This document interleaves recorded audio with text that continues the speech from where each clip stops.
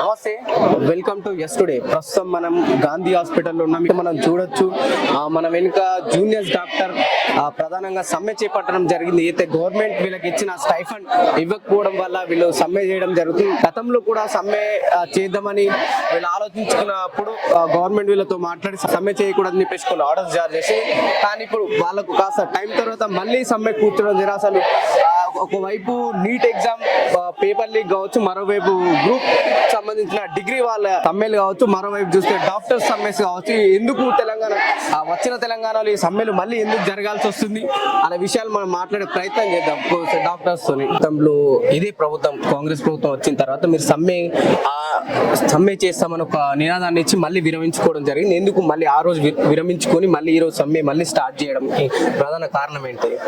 So one of the main reasons మేము అప్పుడు call చేద్దాం అనుకున్న దానికి ఏంటి అంటే, we were not given stipends for more than 3 months అప్పుడు almost 3 months stipends ఇవ్వలేదు. And there were few problems within the hospital, individual small problems లాగా కనిపిస్తాయి, but when you combine them all ఒక చాలా పెద్ద ప్రాబ్లం కనిపిస్తుంది.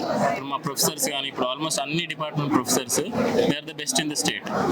Okay, there is no doubt in that. వాళ్ళు కష్టపడి చదివి వాళ్ళు స్టేట్ ఫస్ట్ వచ్చిన ప్రొఫెసర్స్ ఉన్నారు. మాకు వీఆర్ రెసిడెంట్స్ ఇయర్, మేము కూడా less than 100 less than 300 rank batch వాళ్ళం. మొత్తం స్టేట్లో మొత్తం కంట్రీలో when you go for an exam less than 10,000 వచ్చిన వాళ్ళే గవర్నమెంట్స్కి రాగలుగుతారు. దాంట్లో కూడా less than 2-3,000 వచ్చిన వాళ్ళం మేము ఇక్కడ ఉన్నాం. So you should understand the mental IQ abilities possible with in the hospital. So ఇంత నాలెడ్జబుల్ పీపుల్ ఉన్న దాంట్లో when you start working you definitely have a person to feed. So మేము 3 months నుంచి స్టైఫండ్ ఎప్పుడైతే రాలేదో every one of us got agitated and we thought we will go for a strike. కొత్తగా నియమితులైన దామోదర్ రాజనరసింహ గారు అయితే మన వైద్య ఆరోగ్య శాఖ మంత్రిగా ఉన్న మంత్రి గారిని కలిసే ప్రయత్నం చేస్తారా మీరు? డెఫినెట్ గా చేసాం. మేము మా సూపరింటెండెంట్ కి మల్టిపుల్ టైమ్స్ రిప్రజెంటేషన్ ఇచ్చాము. అండ్ అక్కడ ట్యూస్డే అండ్ థర్స్డే తను చేసే దాంట్లో కూడా we have gone multiple times, but we couldn't enter most of the times. Various reasons. ఒకటేమో మేము తీసుకెళ్లిన letter was not part of their agenda for those 2 days. And మేము మా సూపరింటెండెంట్ నుంచి పంపించిన లెటర్స్ అన్ని మల్టిపుల్ థింగ్స్. ఒక చిన్న స్మాల్ ఎగ్జాంపుల్ చెప్తాను. For a neurosurgery residency in hospital, ఒక hospital neurosurgery department PGs run అవ్వాలి అంటే it has to have few qualifications according to NMC. So దాంట్లో ఒకటి మైక్రోస్కోప్. ఒక మైక్రోస్కోప్ మన దగ్గర ఆల్మోస్ట్ 18 years బ్యాక్ ఉన్న మైక్రోస్కోప్ ని మనం మల్టిపుల్ రిపేర్స్ తోటి ఇయర్లీ ఒక 4-5 months డిస్ఫంక్షనల్ గా ఉండి ఆల్మోస్ట్ ఒక 9 months ముందు వరకు మేనేజ్ చేసినాం. మా ప్రొఫెసర్స్ ఇక్కడ చేయగలిగిన surgeries you see them now in private hospitals. అంటే ఎప్పుడో చేసిన సర్జరీస్ మన వాళ్ళు ఇప్పుడు ప్రైవేట్ లో చేసి you think they are big surgeries. Awake brain surgery అంటారు, మల్టిపుల్ థింగ్స్ చేసాము. ఆ మైక్రోస్కోప్ అనేది డిస్ఫంక్షనల్ గా ఉంది, పని చేయట్లేదు, రిపేర్ చేయడానికి పనికిరాదని 9 months బ్యాక్ సర్టిఫికేట్ ఇచ్చారు ఆ కంపెనీ వాళ్ళు. అంటే కేవలం ఒక మైక్రోస్కోప్ దగ్గరనే ఆగిపోతుందా, లేకపోతే పూర్తి ఎక్విప్మెంటే లేదంటారు గవర్నమెంట్ హాస్పిటల్లో? అది one of the examples in one small aspect of a major issue. అట్లా ఇప్పుడు మీరు ఎవ్రీ డిపార్ట్మెంట్కి వెళ్ళారనుకో, ఇప్పుడు ఆర్థోపెడిక్స్కి వెళ్ళారనుకోండి, వీళ్ళు ఆల్మోస్ట్ ఇప్పుడు 9 residents ఉన్నారు పర్ ఇయర్. ఇప్పుడు ఈ రెసిడెంట్స్ కి హాస్టల్ ఫెసిలిటీ లేదు. ఇప్పుడు వచ్చిన రెసిడెంట్ అంటే అర్థం ఏంటంటే 24 hours అవైలబుల్ ఉండాలి. ఇప్పుడు మీరు ఫోటో తీసుకొని మీరు ఏ రోజన్నా రండి, ఇందులో ఒక అన్ని స్పెషాలిటీస్ లో ఒక్కొక్క డాక్టర్ మీకు కనిపిస్తాడు. And they will be available through out the night without sleeping 99% of the time. ఇట్లా వర్క్ చేసే మాకు ఇప్పుడు ఫైనాన్షియల్ లయబిలిటీస్ ప్రతి ఒక్కరికి ఉంటాయి. ఇప్పుడు నేను నా వంతు నా పని నేను చేయాలి, మా ఇంట్లో వాళ్ళకి కూడా ప్రొవైడ్ చేయాలి. I'm 30 years now. ఇప్పుడు ఇక్కడ ఉన్న వాళ్ళందరూ మీకు 25 years above ఉన్న వాళ్ళే who have studied for almost 11 years in the last 15-20 years of their life to enter into medicine and to survive. ఇన్ని ఏళ్ళు చదివి ఇప్పుడు మా కౌంటర్ పార్ట్స్ అందరూ they are earning, they are supporting their families. When we cannot do that, it feels very uncomfortable. Upon that 3 నెలలు 4 నెలలు stipend ఇవ్వకుండా వెళ్ళి అడిగితే నెక్స్ట్ మంత్ వస్తుంది అని చెప్పడము ఇస్ వెరీ అన్కంఫర్టబుల్. మేము అప్పుడు స్ట్రైక్ కాల్ ఆఫ్ చేయడానికి వన్ ఆఫ్ ద రీజన్స్ ఏంటంటే మేము సడన్ గా స్ట్రైక్ మేము అప్పుడు less than 2 weeks టైంలో చెప్పినాము స్ట్రైక్ చేస్తామని. So no one will be ready to equip for that kind of issue. ఇంతమంది డాక్టర్స్ ఇప్పుడు హాస్పిటల్ లోపల అవైలబుల్ లేరంటే డెఫినెట్గా it is going to be a problem for elective cases also. Also. So మేము elective cases ఎందుకు ఆపామంటే elective cases can always wait. అర్థమైందా? సరే, ఇప్పుడు ఏదైతే మీ స్ట్రైక్ వల్ల చాలా మంది పేషెంట్స్ అయితే కాస్త కోస్త ఇబ్బంది పడడం జరుగుతుంది. ఆ పేషెంట్స్ కి ఇబ్బంది కాకుంటే మనం స్ట్రైక్ చేస్తారు, లేకుంటే ముందు కూడా ఇలా కొనసాగుతుంటారు. సో ఇప్పుడు ఇప్పుడు మేము ఏం చేసామంటే ఇప్పుడు మేము మొత్తం 12 మంది డిపార్ట్మెంట్, మాది న్యూరో సర్జరీ డిపార్ట్మెంట్ లో 12. మేము ముగ్గురు అక్కడ ఉంచేసి మిగతా వాళ్ళు ఇక్కడికి వచ్చాము. ఇద్దరు ఎమర్జెన్సీ చూస్తున్నారు, ఒక ఎలెక్టివ్ లో పేషెంట్లు ఎవరైనా ప్రాబ్లం అయితే చూడడానికి ఉన్నారు. ఆ సేవలు అందిస్తూనే మీ నిరసనని ప్రభుత్వం తెలపాలనుకుంటున్నారు. అండర్ స్టాఫ్ అయినప్పుడు always there will be difficulty. ఇప్పుడు పేషెంట్ వాళ్ళు వచ్చి గొడవ చేస్తూ ఉంటారు హాస్పిటల్లో, కష్టం అవుతుందని. But there is no emergency delay. అంటే ఎమర్జెన్సీ కేసు ఏదైనా వస్తే అక్కడ మా వాళ్ళు ఇద్దరు ఉన్నారు, they will definitely take care of it. And if you need surgery they are going to do a surgery. So emergencies we're not stopping. Electives లో కూడా we're not stopping everything. But if there is an emergency with in the elective case we're going to handle that. అందుకని ఒక person అక్కడ కూడా పెట్టి ఉంచాము. So that's the major issue. అంటే మేము చూడడానికి ఆ పేపర్ మీద మీకు అవి సింపుల్ రిక్వెస్ట్ లాగా కనిపిస్తాయి. అంత సింపుల్ రిక్వెస్ట్ల కోసం మేము ఆల్మోస్ట్ 7-8 years నుంచి ఫైట్ చేస్తాం. ఈ గ్రీన్ ఛానల్ గురించి నేను MBBS ఫస్ట్ ఇయర్ లో ఉండగా ఐ హర్డ్ అసలు గ్రీన్ ఛానల్ అంటే ఏంది అని. That was back in 2011 dating back to 2024. Even now there is still no green channel or no payment for the residents or the interns of the hospital. సరే, మీరు ప్రధానంగా డిమాండ్లు పెట్టిన ఏదైతుందో 4 డిమాండ్లు ప్రధానంగా సేఫ్టీ ఛానల్ కావచ్చు, గ్రీన్ ఛానల్ కావచ్చు, లేకపోతే స్టైఫండ్ కావచ్చు, ఇలాంటి ప్రధానమైన డిమాండ్లు గవర్నమెంట్ తక్షణమే మీ ప్రాబ్లం సాల్వ్ చేస్తారని మీరు ఊహించుకుంటున్నా? అది చేస్తుందని అనుకుంటున్నాం. Because any government has its internal liability to the people of the state. And we treating at least మేము క్లోజ్ టు 24,000 పీపుల్ ని ఆన్ అన్ యావరేజ్ ఇయర్ మేము ఎంటైర్ ఇక్కడ మీకు కనిపించే వాళ్ళందరం కలిసి 24,000 patients per year we're treating. So it is not a small number. And అంత number ని ట్రీట్ చేస్తున్న మాకు యూ షుడ్ అట్లీస్ట్ మీరు ప్రామిస్ చేసిందన్న ఇవ్వాలి. మీరు ఎక్స్ట్రా కూడా అవన్నీ పక్కన పెడదాం. అసలు మీరు ఇస్తా అన్న బేసిక్ స్టైఫండ్ మేము 3 నెలలు 4 నెలలు ఎదురు చూడడం అంటే coming to 25-30 years old when you can't ask money from your parents. నీకు ఇవ్వాల్సిన రైట్ఫుల్ అమౌంట్ నీకు రావట్లేదంటే you will definitely get hesitated. So that is the reason for most of this. ఏంటి ప్రధానంగా మీ సమస్యలు? ఎందుకు ఇది రెండోసారి అనుకోవడం మీరు సమ్మె చేయడం గత సంవత్సర కాలంలో? ఏంటి ప్రధానంగా మీరు ప్రభుత్వానికి పెట్టిన సమస్య డిమాండ్లు ఏంటివి? ముందే ఒకసారి ఇచ్చామండి. 2 వారాల క్రితం ఆల్రెడీ ఒక నోటీస్ ఇచ్చాము, ఇట్లా స్టైఫండ్స్ కావాలి, పెండింగ్ స్టైఫండ్స్ అని చెప్పి. కానీ ఈసారి మనం అడుగుతుంది స్టైఫండ్స్ కోసం కాదు, స్టైఫండ్స్ రెగ్యులరైజేషన్ కోసము. మంత్లీ కంపల్సరీ స్టైఫండ్స్ పడాలి. ఇప్పటి వరకు 2 months ఒకసారి 3 months ఒకసారి స్టైఫండ్స్ పడుతున్నాయి. ఫ్యామిలీస్ ఉంటాయి, అన్నీ ఉంటాయి. ఇక్కడ స్టూడెంట్స్ వీళ్ళకి ఇక్కడి నుంచి రావాలి, బయట రెంట్స్ ఉంటాయి, ఇన్ఫ్లేషన్ రేట్స్ ఉన్నాయి. ఇవన్నీ కాకుండా 2 months కి 3 months కి ఇస్తే చాలా ఇబ్బంది అవుతుంది ప్రతి ఒక్కరికి. అలా ఇంకా OGH హాస్పిటల్, ఉస్మానియా హాస్పిటల్ వచ్చేసి ఎప్పుడు కూలిపోతుందో తెలియట్లేదు. సో ఉస్మానియా హాస్పిటల్ కట్టాలని చెప్పి ఒక డిమాండ్ పెట్టాము. సూపర్ స్పెషాలిటీ డాక్టర్స్ ని రిక్రూట్ చేసుకుంటున్నప్పుడు 1,25,000 అని చెప్పి రిక్రూట్ చేసుకున్నారు. తర్వాత రిక్రూట్ చేసుకున్నాక ఇప్పుడేమో 92,000 అంటే 30% ఆఫ్ ది శాలరీ రిడ్యూస్ చేసి ఇస్తున్నారు. అది అట్లా కాదు, మీరు ఎట్లా అయితే రిక్రూట్ చేసుకున్నారో అట్లాగే ఇవ్వాలని చెప్తున్నాము. అయితే ప్రధానంగా గ్రీన్ ఛానల్ అని ఒక నినాదాన్ని మీరు బలంగా తీసుకెళ్తున్నారు. అసలు గ్రీన్ ఛానల్ అంటే ఏంటిది? గ్రీన్ ఛానల్ అంటే ఎవ్రీ మంత్ పర్టికులర్ టైంకి, అంటే every month 10th, every month 7th కి స్టైఫండ్స్ అనేది క్రెడిట్ అవ్వాలి. యాజ్ గవర్నమెంట్ ఎంప్లాయీస్కి ఎట్లా అయితే క్రెడిట్ అవుతున్నాయో every month 10th, every month 5th కి, అట్లాగే మన డాక్టర్స్కి, జూనియర్ డాక్టర్స్కి కూడా every month 10th or every month 7th అనేది స్టైఫండ్స్ అనేది క్రెడిట్ అవ్వాలి అన్నది ఈ గ్రీన్ ఛానల్ మెయిన్. ఇది ఒక డాక్టర్స్ ని ఒక చిన్న చూపు చూస్తున్న ఒక మాట అయితే మీకు అనిపిస్తుంది అంటారా? సో ఎవ్రీ టైం టాక్స్ కోసం పిలుస్తున్నారు, ఎవ్రీ టైం టాక్స్ జరుగుతున్నాయి. లాస్ట్ గవర్నమెంట్ లో ఉన్నప్పుడు కూడా టాక్స్ జరిగాయి. మొన్న డిసెంబర్లో మన ఆనరబుల్ హెల్త్ మినిస్టర్తో కూడా టాక్స్ జరిగాయి. ఒక 2 hours పాటు సార్ మాట్లాడడం జరిగింది. అన్ని నేను చూసుకుంటాను, వెంటనే క్లియర్ అయితే అన్నది. గ్రీన్ ఛానల్ నెక్స్ట్ మంత్కి అయిపోతుంది, మీకు రెగ్యులర్గా స్టైఫండ్ వస్తాయి అన్నది. ఈవెన్ ఆ టాక్స్ అయిపోయిన తర్వాత 6th month ఇది కరెంట్లీ. అప్పటి నుంచి ఇప్పుడు స్ట్రైక్ హోల్డ్లో పెట్టుకొని మా వాళ్ళకి నచ్చి చెప్పుకొని ఈవెన్ డిలే అవుతున్నా లేదు వేస్తారు, కొత్త మన గవర్నమెంట్ కదా, టైం ఇస్తే దే విల్ షార్ట్ ఇట్ అని అనుకున్నాం. కానీ ఎవ్రీ టైం ఇదే రిపీట్ అవుతుంది. ఎవ్రీ టైం మేము స్ట్రైక్ నోటీస్ ఇస్తే స్ట్రైక్ చేస్తాము అని అన్నప్పుడే స్టైఫండ్స్ రిలీజ్ అవుతుంది.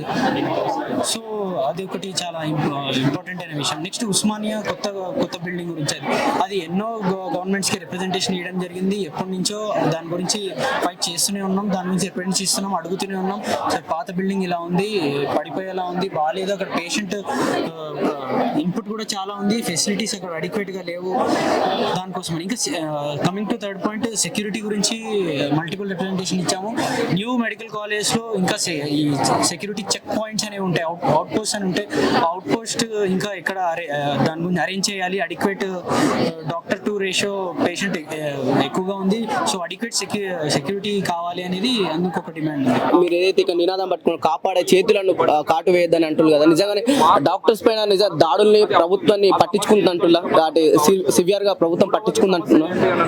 ప్రభుత్వం నుంచి ఎటువంటి రెస్పాన్స్ లేదండి. గత 4-5 రోజుల నుంచి మేము స్ట్రైక్స్ స్టార్ట్ చేసాము, కానీ ప్రభుత్వం నుంచి అయితే ఎటువంటి సైడ్ నుంచి రెస్పాన్స్ ఇవ్వట్లేదు.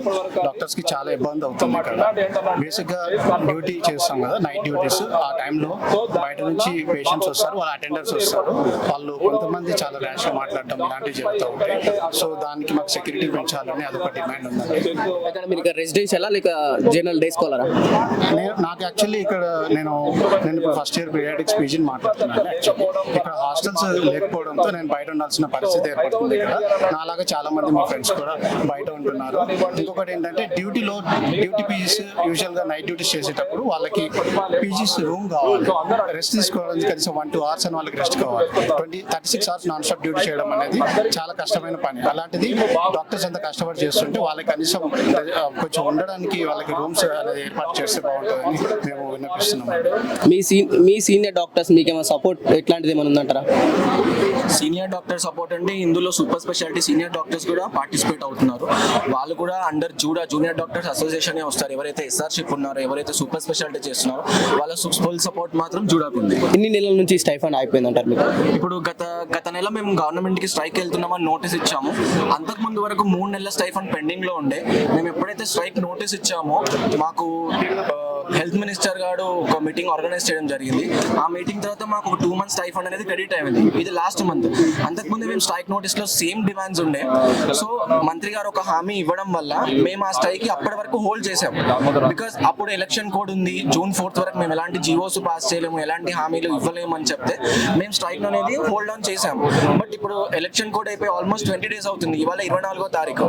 సో మేము ఈ 19th మళ్ళీ గవర్నమెంట్ కి నోటీస్ అనేది ఇవ్వడం జరిగింది. బట్ మాకు ఎలాంటి సానుకూల స్పందన, డిస్కషన్ కి మీటింగ్ కానీ ఎలాంటిది జరగలేదు.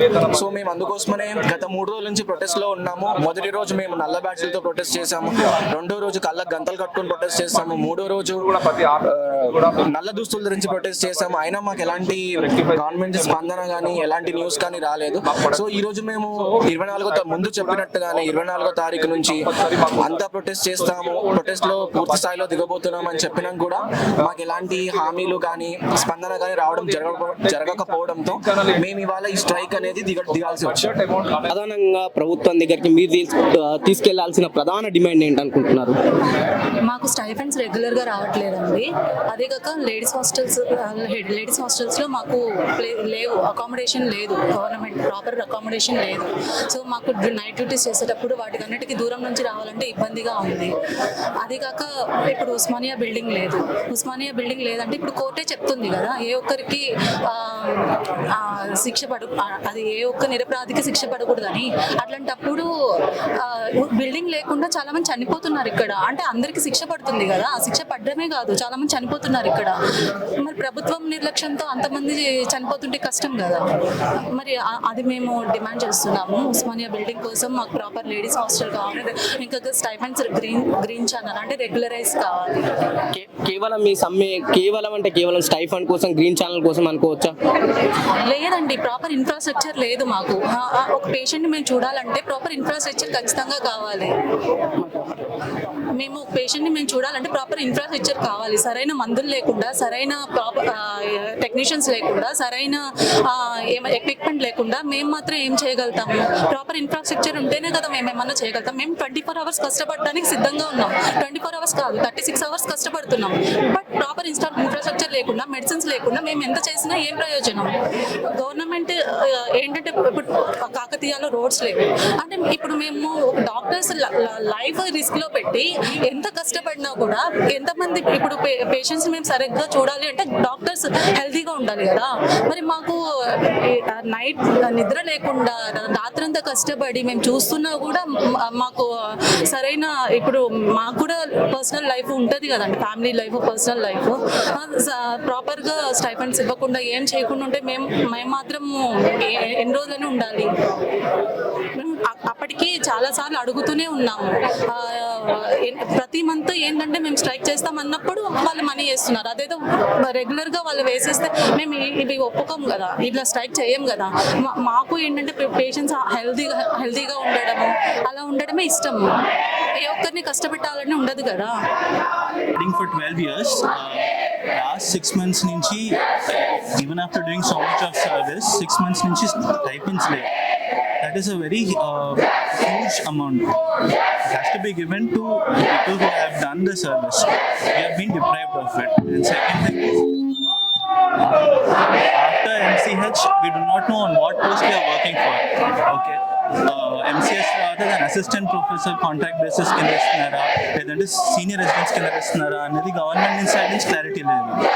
When they have promised to give 1.25 lakhs per month and suddenly they have decreased it to 92,000 equal to the broad specialty senior residents, which is not right.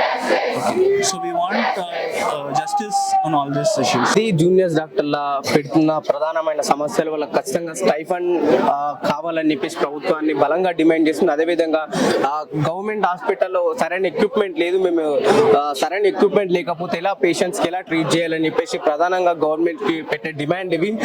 చూద్దాం గవర్నమెంట్ ఈ విధంగా ఈ సమ్మెని ప్రభుత్వాన్ని ఈ సమ్మెకి ఏ విధంగా స్పందిస్తా అనే విషయాలు మనం చూడాల్సిన అవసరం ఉంది. చూస్తూనే ఉండండి ఎస్ టుడే న్యూస్.